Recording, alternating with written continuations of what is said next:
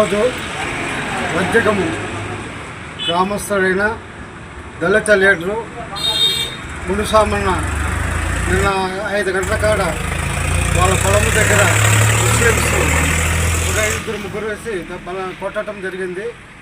నిన్న కంప్లైంట్ కూడా ఇవ్వటమైంది. గౌరవ తహసీల్దారు ఆదేశాల మేరకు ఈరోజు రెవెన్యూ విఆర్ఓ సర్వేరు వచ్చారు. అయితే ఇక్కడ ఎవరికి పట్టాలు ఇవ్వలేదు. ఇది భూమి పోవద్దని చెప్పి తహసీల్దార్ గారు ఇచ్చిన వాళ్ళు ముస్లిమ్స్ దౌర్జన్యంగా వచ్చి నిన్న వాళ్ళను కొట్టడం జరిగింది. దానిపైన ఎస్ఐ గారు కూడా ఈరోజు తెల్లవారి వచ్చినారు. దళిత లీడర్సు అందరూ కలిసి ఈరోజు విఆర్ఓతో మాట్లాడినాము. విఆర్ఓ ఇది స్టేట్మెంట్ కూడా ఇస్తామని చెప్పినారు.